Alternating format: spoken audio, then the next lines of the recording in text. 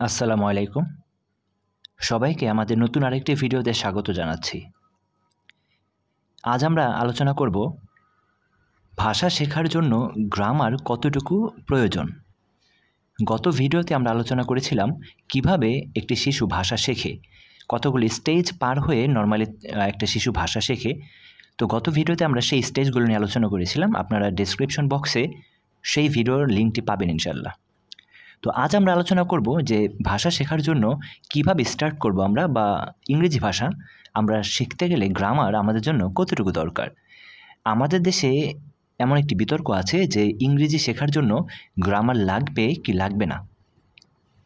এক পক্ষ বলছে যে গ্রামার লাগবেই না, আরেক পক্ষ বলছে যে গ্রামার লাগবেই, গ্রামার দিয়েই ভাষা শেখাটা স্টার্ট করতে হবে। তো এই যে দুইটা পক্ষ, একটা হচ্ছে গ্রামার নির্ভরতার পক্ষ, আরেকটা হচ্ছে গ্রামারহীনতার পক্ষ। এই দুইটা পক্ষের মধ্যে আসলে কে সঠিক বা কে ভুল, বা উভয়টাই যদি ভুল হয় তাহলে সঠিক কোনটা। মূলত আজ আমরা আলোচনা করব যে ভাষা শেখার জন্য গ্রামার কতটুকু প্রয়োজন, বা গ্রামার লাগবে কি লাগবে না এই ব্যাপারটা নিয়ে। আচ্ছা দেখুন, ভাষা শেখা বা ইংরেজি ভাষা শেখা বা যে কোনো ভাষা শেখাই হোক, এটা কিন্তু একটা স্কিল, তাই না? একটা দক্ষতা। আর যে কোনো স্কিল বা দক্ষতা আপনি পড়ে পড়ে মুখস্থ করে অর্জন করতে পারবেন না। আপনাকে দক্ষতা অর্জন করতে গেলে আপনাকে প্র্যাকটিক্যালি ফিল্ডে নামতে হবে। আপনি যখন প্র্যাকটিক্যালি ফিল্ডে নামবেন, চর্চায় নেমে যাবেন, তখন আপনি দক্ষতা অর্জন করবেন। এই প্র্যাকটিক্যাল চর্চা করার ক্ষেত্রে প্রথমত আপনি অনেক ভুল করবেন। এই ধীরে ধীরে আপনার ভুলগুলো আস্তে আস্তে ভুলগুলো শুধরে যাবে, দেন আপনি স্কিলটা অর্জন করবেন। আমি যদি একটা এক্সাম্পল দিই, ধরুন আপনি একজন ক্রিকেটার হওয়ার স্বপ্ন দেখছেন। এখন আপনি কিভাবে ক্রিকেটার হওয়া যায়, ভালো ব্যাটসম্যান হওয়া যায়, সেই জন্য আপনি একটা বই কিনে নিয়ে আসলেন বাজার থেকে। আপনি সেই বইগুলো সেই বইয়ের বিভিন্ন ধাপগুলো মুখস্থ করলেন, বিভিন্ন স্ট্র্যাটেজিগুলো আপনি মুখস্থ করলেন। কীভাবে কভার ড্রাইভ করতে হয়, কীভাবে স্ট্রেইট ড্রাইভ করতে হয়, কীভাবে পুল করতে হয়, হুক করতে হয়, কীভাবে সুইপ করতে হয়, আপনি এগুলো সব শিখলেন। কিন্তু আপনি প্রকৃতপক্ষে দক্ষতা অর্জন করতে পারবেন না। আপনি মাঠে নামলে আপনার সেই যে মুখস্থ করছিলেন সেটা কাজে লাগাতে পারবেন না।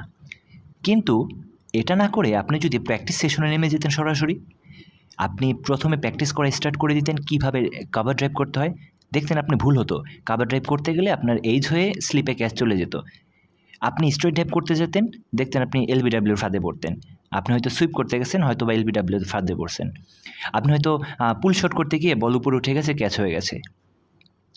এই প্রথমত আপনার প্র্যাকটিস সেশনে ভুলগুলো হতো, কিন্তু এই প্র্যাকটিস করতে করতে করতে করতে আপনার ভুলগুলো শুধরে যেত।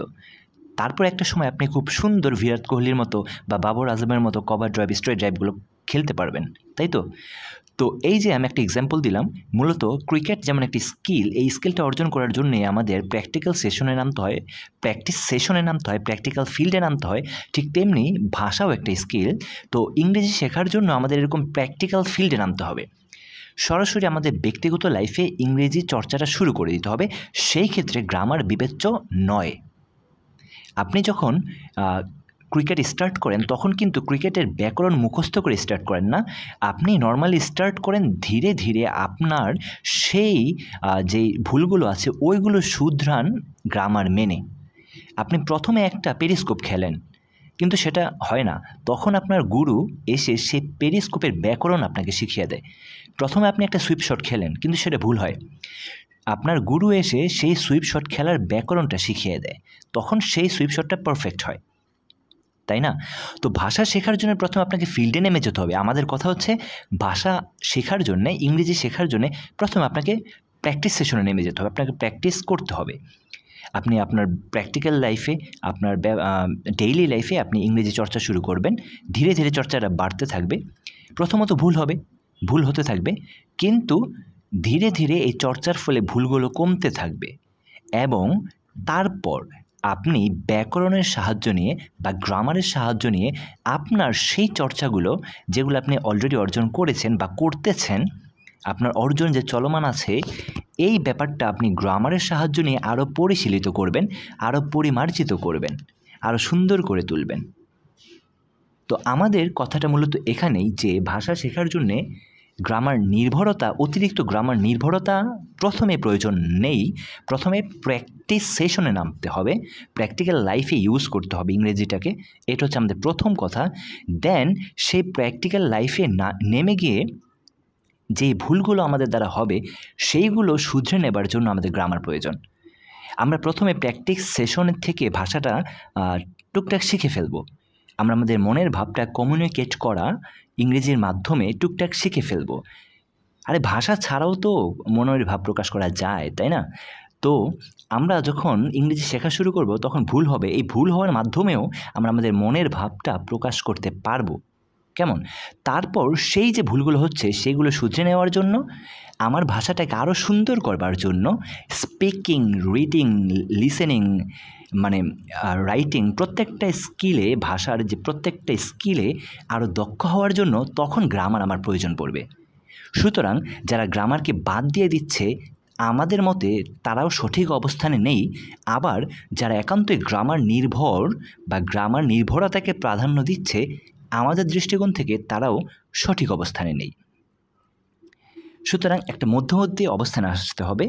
প্র্যাকটিক্যাল লাইফ বা একদম ইংরেজির প্র্যাকটিক্যাল চর্চা প্লাস গ্রামার, এই দুইটার কম্বিনেশনে এই ব্যালেন্সটা যদি আমরা করতে পারি সেক্ষেত্রে ইংরেজি শেখাটা আমাদের জন্য অধিকতর ইজি হবে।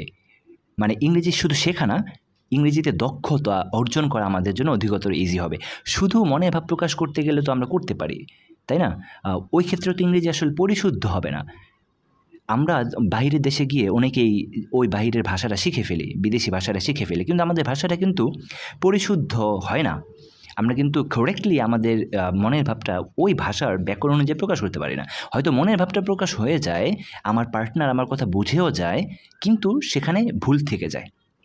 তো এই ভুলগুলো শুধরানোর জন্য আমাদের লিসেনিং, স্পিকিং, রাইটিং, রিডিং, প্রত্যেকটা সেক্টরে, প্রত্যেকটা স্কিলে দক্ষ হওয়ার জন্য আমাদের ব্যাকরণের প্রয়োজন, প্র্যাকটিস সেশনেরও প্রয়োজন। এই দুইয়ের ব্যালেন্স করার মাধ্যমেই মূলত আমরা ইংরেজি ভাষা শিখতে পারবো এবং এই ভাষায় দক্ষতা অর্জন করতে পারবো। তো আশা করছি আমাদের আজকের কথাগুলো আপনারা বুঝতে পেরেছেন। আমাদের কথা হচ্ছে ব্যাকরণও লাগবে, প্লাস ব্যাকরণ ছাড়া সরাসরি মাঠে নামার সাহসটাও লাগবে। এই দুইয়ের কম্বিনেশন যখন হবে তখন আপনি পারফেক্ট হবেন ইংরেজি ভাষায়। তখন স্কিলটা আপনার ডেভেলপড হবে, তখন আপনি স্কিলফুল হবেন। তো আজ এ পর্যন্তই। সামনের ভিডিও দেখার আমন্ত্রণ জানিয়ে আজকে এখানে শেষ করছি। আল্লাহ হাফেজ। আসসালামু আলাইকুম।